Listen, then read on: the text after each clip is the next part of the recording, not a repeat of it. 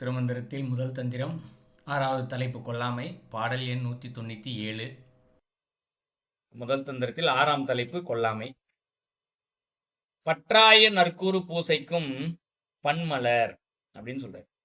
பற்று ஆய நற்கூறு பூசை. பற்று ஆயன பற்றி கொள்வதற்கும் நல்ல குரு பூசைக்கும் ஏற்ப பன்மலர் அப்படிங்கிறார். பல பன்மலர்னா பலவிதமான மலர்கள். ஸோ இது எப்படி புரிஞ்சுக்கலாம்னா, பற்று ஆய அப்படின்னா இந்த உலகத்தில் நம்ம ஏதோ ஒன்றை பற்றி கொண்டிருக்கின்றோம்.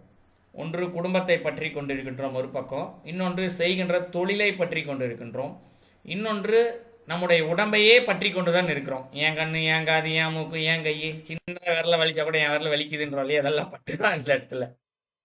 ஸோ நான் சம்பாதித்த செல்வங்கள், இதன் மேலும் நிறையா பற்று இருக்குது. ஸோ இப்படி நிறையா பற்று இருக்குது. இந்த பற்று இருக்கிற எல்லாத்துக்குமே இப்போ நான் கொஞ்சம் இந்த போன இதில் விளக்கம் சொல்லும் போது சொன்னேன் இல்லைங்களா, தகுதி இல்லாதவர்கள் உள்ளதும் பறிக்கப்படும்னு சொல்லி. அப்போ பற்று ஆயன்னா நம்மக்கிட்ட என்னென்னலாம் இருக்கோ இதெல்லாத்தையும் நல்லபடியாக நம்ம வச்சிக்கிறதுக்கும் பராமரிப்பதற்கும் ஏற்ற பூசை அப்படின்னு சொல்றாரு. பூசைன்னா உடனே சாமிக்கு அபிஷேகம் பண்றது, ஊதத்தி காட்டுறது, கற்பூரம், இதுதான் பூசைன்னு அர்த்தம் இல்லை. பூசை என்றால் பூசிக்கொள்வது என்றது பொருள். அதுக்கு நிறைய விளக்கங்கள் இருக்கு பூஜைக்கே. அது நான் வேற ஒரு தலைப்புல ஒரு மணி நேரம் பேசி ரெக்கார்டே யூடியூப்ல இருக்கு. தலைப்பு ஞாபகம் இல்லை, நான் ஞாபகம் தான் நான் வீடியோ போட்டு விடுறேன் தனியா. இப்போ பூசை என்றால் பூசிக்கொள்வது என்று பொருள். இறைவனுக்கு என்னெல்லாம் சாம்பிராணி காட்டுறோமோ, ஊதத்தி காட்டுறோமோ, பூ போடுறோமோ, அபிஷேகம் பண்றோமோ எல்லாமே இறைவனுக்கு என்று எதுவுமே தேவையில்லை. எந்த தேவையும் இல்லாதவன் தான் இறைவன். அப்ப என்ன பொருள்னா, அவருக்கு என்னென்னலாம் நம்ம என்ன மனநிலையில் கொடுக்கின்றோமோ அதற்கு ஏற்றாற் போல அந்த பொருளில் இருக்கக்கூடிய பலனை நாமே பூசிக்கொள்கின்றோம் என்று பொருள். அதான் பூசை. அப்ப பற்று ஆய பூசை அப்படின்னு சொல்றாரு. நான் இந்த இடத்துல ஒன்று நம்ம வாழ்வியல் முறைக்கு தேவையான இருக்கக்கூடியது, நமக்கு என்னென்னலாம் தேவையோ அதெல்லாம் நமக்கே நல்லது செஞ்சுக்கிறது, அதான் பூசை.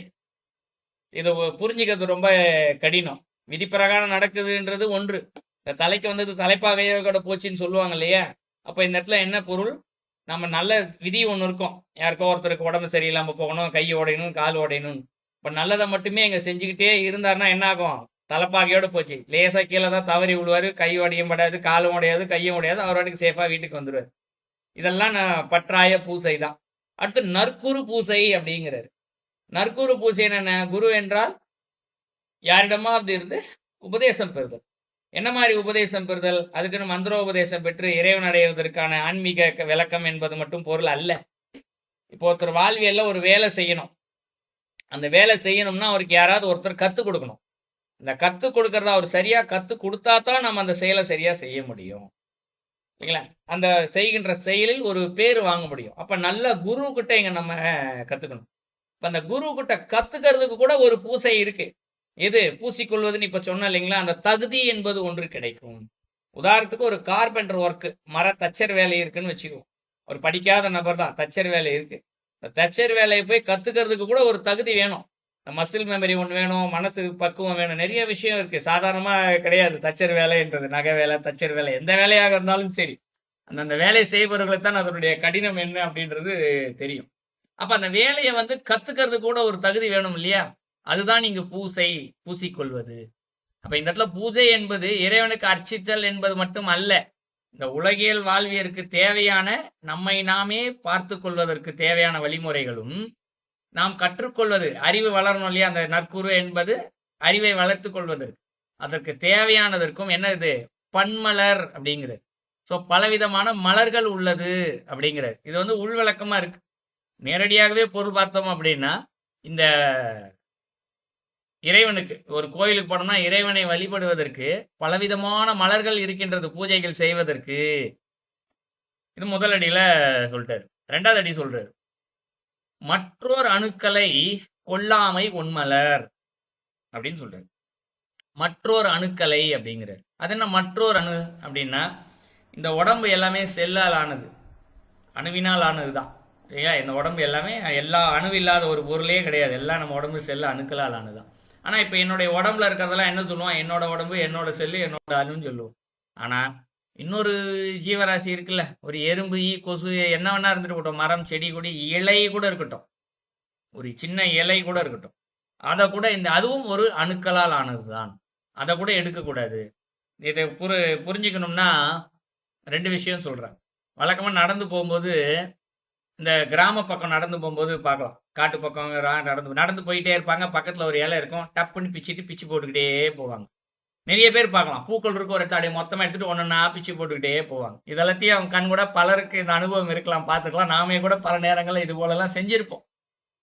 ஆனால் அகத்தியர் ஒரு நூல்ல சொல்றார், தன்னுடைய நூல்ல, ஒரு இலையை காரண காரியம் இல்லாமல் அந்த செடியிலிருந்து நாம் பறித்தோம் என்றால் ஒரு உயிரை கொள்வதற்கு சமம் அப்படின்னு சொல்றாரு.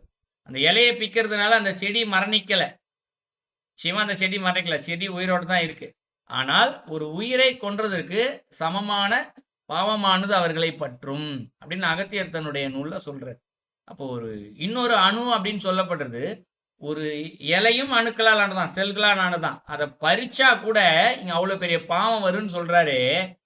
அப்போ இங்க ஆடு கோழி மாடு இதெல்லாம் அடிச்சு சாப்பிட்றாங்க, அது எவ்வளவு பெருசு, இலைய பறிச்சாலே பாவங்கிறாரு. அப்போ இங்க மீன் இதெல்லாம் இன்னைக்கு உலகம் அப்படி ஆயிப்போச்சு. இன்னைக்கு பல பேருக்கு நான்வெஜ் இல்லாம சோறே இறங்குறது இல்லை இன்னைக்கு, அது வேற. ஆனால் பாடல்ல குறிப்பிடுகின்ற விளக்கத்தை புரிஞ்சுக்கணுன்றதுக்காக சொல்றேன். ஒரு இலையை பறித்தாலே, அது இன்னும் நல்ல வார்த்தையை பயன்படுத்துறாரு. அந்த பாடலோட எனக்கு டக்கு நினைவு ஞாபகம் இல்லை, அந்த விளக்கமே முழுசா ஞாபகம் இல்லை.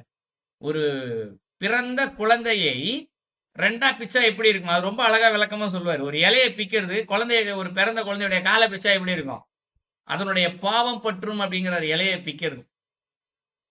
அப்ப மற்றொரு அணுக்களை கொல்லாமை ஒன்மலர் அப்படிங்கிறார். அப்ப இன்னொரு அணு இருக்குன்னா, இன்னொரு எந்த ஜீவராசியாவனா இருக்கட்டும், அந்த ஜீவராசிக்கு கொல்லாமை, அதை மரணிக்காத செயல், அதற்கு துன்பம் கொடுக்காத செயல் எது செய்தாலும் அதுவே அந்த ஒன்மலர் அப்படிங்கிறார். ஒன்மலர் என்று சொல்லப்படுவது, இப்ப நான் அந்த பூசைக்குன்னு சொன்னோம் இல்லையா, நமக்கு நாமே பூசிக்கொள்வது, அதற்கு ஒரு சிறந்த மலராக இருக்கின்றது. அப்படின்னா என்ன, ஒரு உயிரை கொல்லாம நம்ம விட்டுட்டோம் அப்படின்னா, இப்போ உதாரணத்துக்கு நம்ம நடந்து போயிட்டே இருக்கோம், காலை மிதிக்க போறோம், திடீர்னு காலுக்குள்ள ஒரு எறும்பு இருக்குன்றது உணர்வுல தெரியும் நிச்சயமா. அப்படி தெரியும் போது ஐயோ ஒரு உயிர் இறந்து போயிருமேன்ற ஒரு எண்ணத்துல டக்குன்னு காலை தள்ளி வைக்கிறது.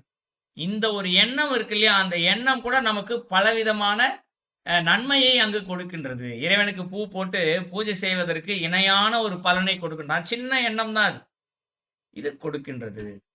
ஸோ இது ரெண்டாவது அடியில சொல்றாரு. அப்ப புரிஞ்சுக்கலாம் ஒரு கொலை செய்தல் என்பது எவ்வளவு பாவம் அப்படின்றத தெரிஞ்சுக்கலாம். மூன்றாவது அடியில நற்றார் நடுக்கற்ற தீபமும் சித்தமும் அப்படின்றது. நற்று அப்படின்னா நடுக்கம் இல்லாத செயல் அப்படின்னு பொருள். நற்று அப்படின்னா நடுக்கமற்றது, நடுக்கம் இல்லாத எண்ணம் அப்படின்னா எப்படி புரிஞ்சுக்கலாம்னா, ஒரு செயல் நல்ல செயலாவே இருக்கட்டும், செய்யலாமா வேணாமா அப்படின்னு நினைச்சா அது நடுக்கமுற்ற செயல். நான் செய்தே தீருவேன் என்ற உறுதியோடு இருக்கிறதா இந்த இடத்துல நடுக்கம் இல்லாத செயல். அப்ப நற்று அப்படின்னா இந்த இடத்துல என்ன பொருள், இந்த இடத்துல நடுக்கமற்றாத, நடுக்கம் இல்லாத செயல். ஆக்சுவலா அடுத்து நடுக்கற்ற அப்படிங்கிறது.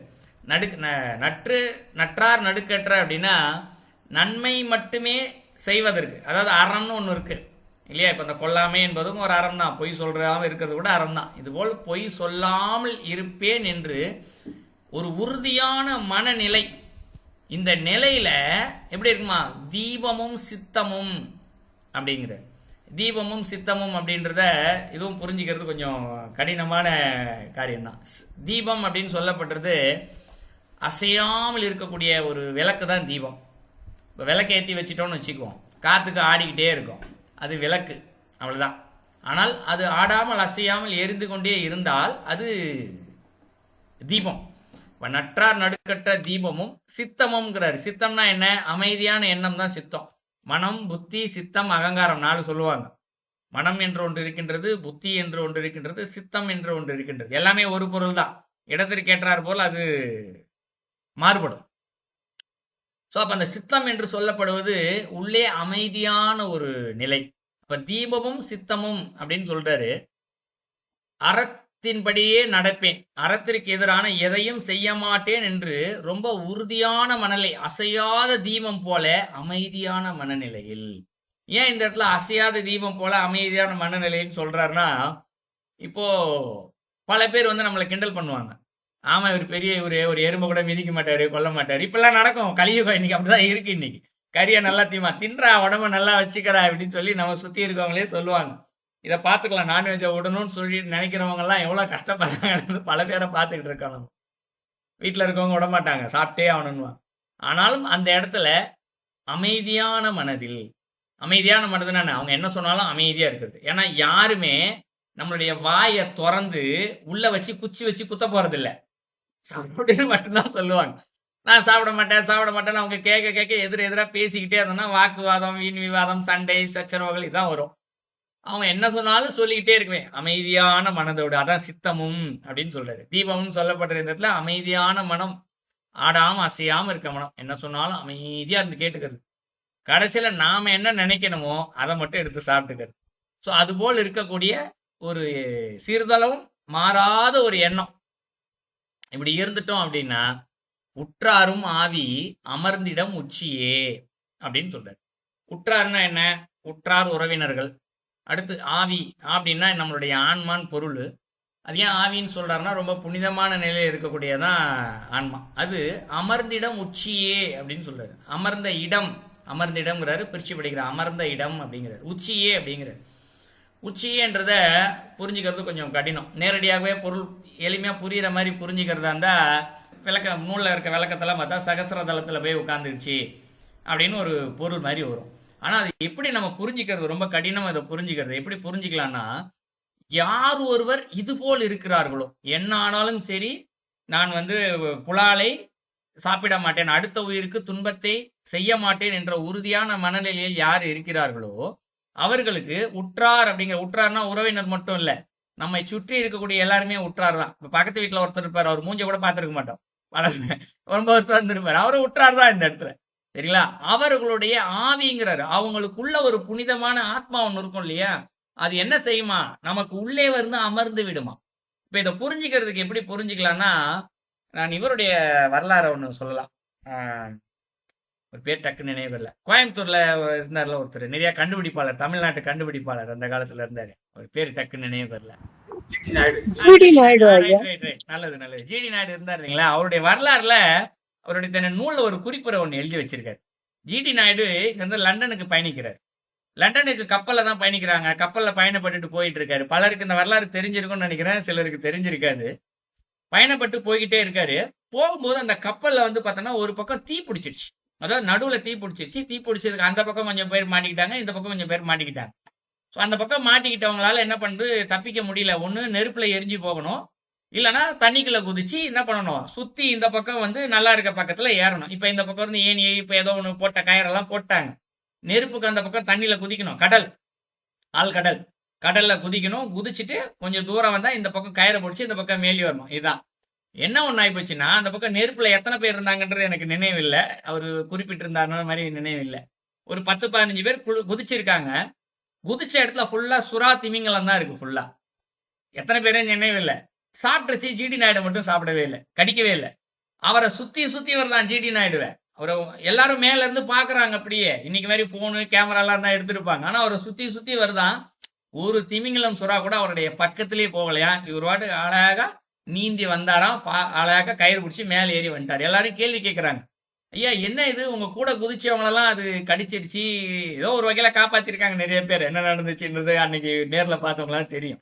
உங்களை மட்டும் ஒரு சுறா பக்கத்திலோட வரலையே, உங்களை சுத்தி சுத்தி பாதுகாப்பா தான் எல்லாம் நிக்குது, எப்படிங்க அதுன்னு கேட்கும்போது அவர் சொன்ன பதில், நான் இங்கு புலால் உண்பதில்லை, எந்த உயிருக்கும் நான் தீங்கு இழைப்பதில்லை. அப்போ அந்த இவர் எந்த இடத்துல குதிச்சாரோ அங்க சுத்தி இருக்கிறது எல்லாம் சுறாக்கள் தான்.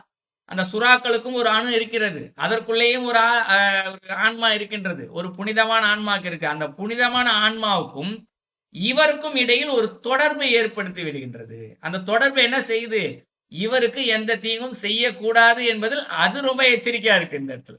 அதனாலதான் பக்கத்துல கூட வரல. பக்கத்துல வந்தா அவர் பயப்பு வரணும், சுத்தி சுத்தி தான் வர, பக்கத்துல வரமாட்டேங்கிறான் இந்த இடத்துல. ஸோ இதை தான் இந்த இடத்துல உற்றாரும் ஆவி அமர்ந்திடம் உச்சியே என்ற வார்த்தையை புரிஞ்சுக்கணும். உச்சினா நேரடியா தலை உச்சின்னு இல்லை, அவருடைய எண்ணத்தின் உச்சத்தில் அது சென்று அமர்ந்து விடுகின்றது. அப்ப யாராலும் பாதிப்பு வராது. கடலுக்குள்ள இருக்க ஒரு சுறா தேன்களுமே பக்கத்துல வரலையே. இப்ப நாம் இந்த பாடலில் சொல்லப்பட்டபடி இருந்தால் இந்த கலியுகத்துல நம்மளை சுத்தி பார்த்துக்கலாம். ஏமாத்துறால் தான் அதிகம். எந்த ஊருக்கு போனாலும் சரி, யாராலும் நமக்கு எந்த தீங்கும் ஏற்படுத்த முடியாது என்பதுதான் 4வது அடியில ஆழமா சொல்றாரு கருத்து. நாலடிக்கும் சேர்த்து பொருள் பார்த்தோம் என்றால் இறைவனை வணங்குவதற்கு பலவிதமான பூஜைகள் என்று இருக்கின்றது. அது கொல்லாமை என்பதும் ஒரு மலர் தான். இதை வைத்து கூட பூஜை செய்யலாம். இது எளிமையான ஒரு விளக்கம் தான். ஆனால் இதனுடைய உள்ளே இருக்கக்கூடிய ஆழ்ந்த கருத்துக்கள் என்னவென்றால், நம் உடம்பிற்கு வாழ்க்கை முறைக்கு தேவையான ஒரு பெரும் நன்மையும் சரி, நம் உலகத்திற்கு தேவையான அறிவை வளர்த்துக் கொள்வதற்கு, அடுத்தவரிடமிருந்து கற்றுக்கொள்வதற்கும் சரி, பல தகுதிகள் நமக்கு தேவைப்படுகின்றது. அது தேவைப்படுவதற்கு என்ன செய்ய வேண்டும் என்றால், நம்மை தவிர இருக்கக்கூடிய அத்தனை ஜீவராசிகளுக்கும் எந்த சிறு இழையாக இருந்தாலும் சரி, அதற்கு எந்த விதமான தீங்கும் ஏற்படுத்தாமல் இருந்தோமே என்றால், நம்மளுடைய மனதில் இறை சிந்தனையோடு இருந்து பலவிதமான சோதனைகள் வரும். நீ இந்த உயிரை துன்பப்படுத்து, இதை பிச்சு போடு, அதை பிச்சு போடுன்னு நிறைய வரும். சிரிக்கலாம் செய்வாங்க. எதை வைத்தும் கவலைப்படக்கூடாது. அசையாத மனதில் இருக்க வேணும். இதை நம்ம கோயிலில் வந்து பார்த்தோம்னா தெரியும். நம்ம திருமலையெல்லாம் கோயிலுக்கு வந்திருக்கு. இங்க கோயிலுக்கு பார்த்தோம்னா இங்க புதர் பார்த்தீங்கன்னா நிறைய மழை நேரம் இருந்துச்சோடனே புதர் நிறைய பதன்னு வந்துடும். ஊருக்காரங்களாம் வந்து சொல்லுவாங்க, எல்லாத்தையும் காஞ்சவனே கொளுத்தி விட்டுருப்பா, மருந்தடி கொளுத்தி விடு, எவ்வளோ சொல்லுவாங்க. செய்யவே மாட்டேன்னு இன்னைக்கு வரைக்கும் உறுதியா இருக்கேன். பல பேர் திட்டிட்டு போனவங்களும் இருப்பாங்க. நீலாம் ஒரு மனுஷன் சொல்லிட்டு போனவங்களும் இருக்காங்க. இதை விட செய்ய தெரியலையே அவனுக்கு அப்படின்னு சொல்லிட்டு போனவங்களும் இருக்காங்க. யாரை வச்சும் கவலைப்படல. இப்படிதான் இறைவன் சோதனை கொடுத்துட்டே இருப்பார். அடுத்த உயிருக்கு தீங்கு இழைக்க கூடாது அப்படின்ற நினைக்கிற இடத்துலதான் பலவிதமான சோதனைகள்லாம் கூட வரும். அதையும் தாண்டி நடுக்கம் இல்லாமல் உறுதியான மனதோடு இங்க இருக்கும் பொழுது சுற்றி இருக்கக்கூடிய எந்த ஜீவராசிகளாலும் நமக்கு பாதிப்பு ஏற்படாது. அந்த பாடல சொல்றாரு. ஐயா, இந்த கருத்து நீங்க சொன்னது கேட்டது மனசுக்கு ரொம்ப நிறைவா இருந்ததுங்க, ஆனந்தமாவும் இருந்ததுங்க. ரொம்ப நன்றிங்க ஐயா. இது நான் புதுசா கேட்கணுங்க ஐயா. ரொம்ப சிறப்பா இருக்குதுங்க, மகிழ்ச்சியாவும் இருக்குதுங்க. நன்றிங்க ஐயா. நல்லதுமா, நல்லதுமா.